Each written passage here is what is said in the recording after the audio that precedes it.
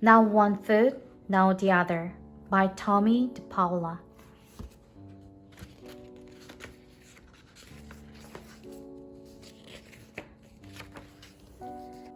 Bobby was named after his best friend, his grandfather, Bob. When Bobby was just a baby, his grandfather told everyone, Bobby will be 3 years old before he can say grandpa. So I'm going to have him call me Bob. And Bob was the first word Bobby said. Bob was the one who helped Bobby learn to walk. Hold on to my hands, Bobby, his grandfather said. Now one foot, now the other.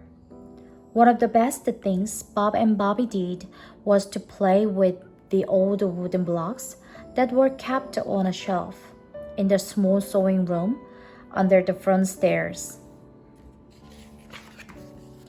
The blocks had letters on 2 sides, numbers on 2 sides, and pictures of animals and other things on the last 2 sides. Bob and Bobby would slowly, very slowly, put the blocks one on top of the other, building a tall tower. There were 30 blocks. Sometimes the tower would fall down when only half the blocks were piled up. Sometimes the tower would be almost finished.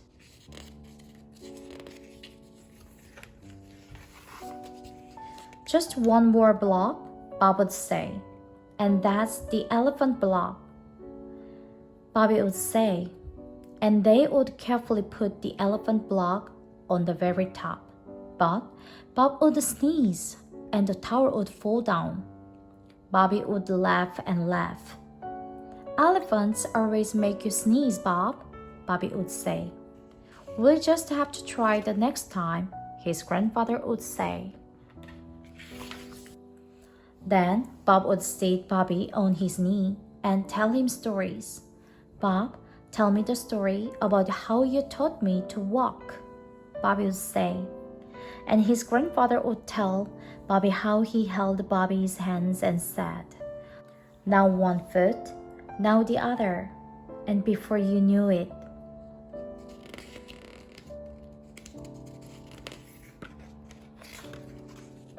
on Bobby's 5th birthday, Bob and he had a special day. They went to the amusement park. They rode a roller coaster, ate hot dogs, and ice cream.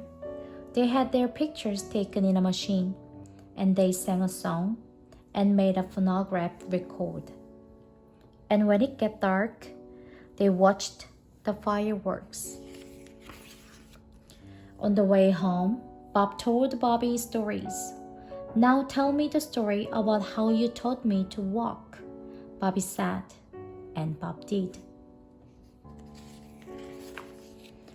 Not long after Bobby's birthday, his grandfather got very sick. Bobby came home and his grandfather wasn't there. Bob is in the hospital, Dad told Bobby. He's had what is called a stroke. I want to go see him, Bobby said. You can't, honey, Mom told him.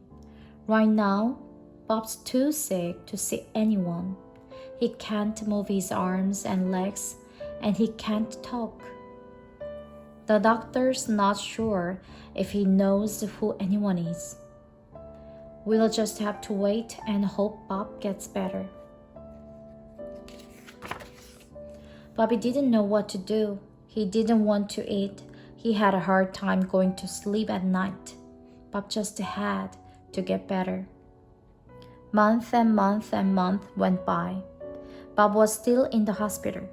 Bobby missed his grandfather. One day, when Bobby came home from school, his father told him that Bob was coming home. Now, Bobby, Dad said, Bob is still very sick. He can't move or talk. When he sees your mother and me, he still doesn't know who we are, and the doctor doesn't think he'll get any better. So don't be scared if he doesn't remember you. But Bobby was scared. His grandfather didn't remember him. He just lay in bed. And when Dad carried him, Bob sat in a chair. But he didn't talk or even move. One day, Bob tried to say something to Bobby, but the sound that came out was awful. Bobby ran out of the room. Bob sounded like a monster, Bobby cried. He can't help it, Bobby, Mom said. So Bobby went back to the room where Bob was sitting. It looked like a tear was coming down Bob's face. I didn't mean to run away, Bob. I was scared. I'm sorry, Bobby said. Do you know who I am? Bobby thought he saw Bob blink his eye. Mom, Mom, Bobby called. Bob knows who I am. Oh, Bobby, Mom said, you're just going to upset yourself. Your grandfather doesn't recognize any of us. But Bobby knew better. He ran to the small sewing room under the front stairs. He took the blocks off the shelf and ran back to where Bob was sitting. Bob's mouth made a small smile. Bobby began to build the tower. Halfway, almost to the top, only one block left. Okay, Bob, said Bobby. Now the elephant block. And Bob made a strange noise that sounded like a sneeze. The blocks fell down and Bob smiled and moved his fingers up and down. Bobby laughed and laughed. Now he knew that Bob would get better. And Bob did. Slowly, he began to talk a little. It sounded strange, but he could say Bobby just as clear as day. Bob began to move his fingers and then his hands.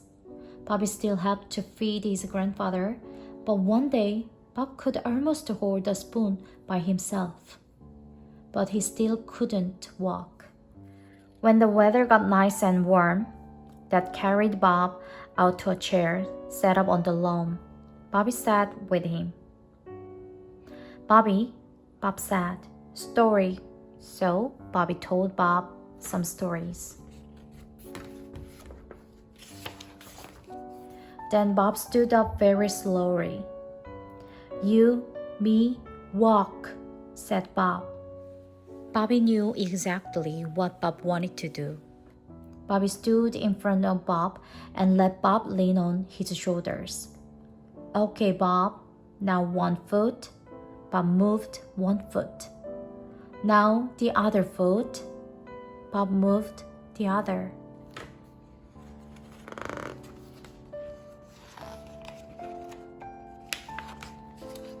By the end of the summer, Bob and Bobby could walk to the end of the lawn, and Bob could talk better and better each day.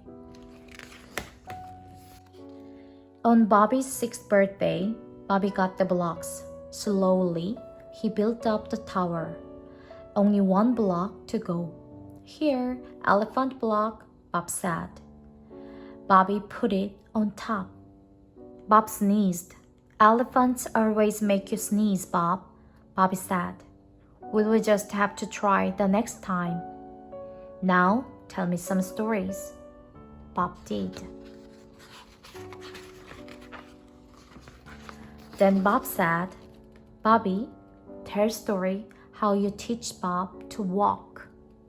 Well, Bob, you leaned on my shoulders and then I said, now one foot, now the other.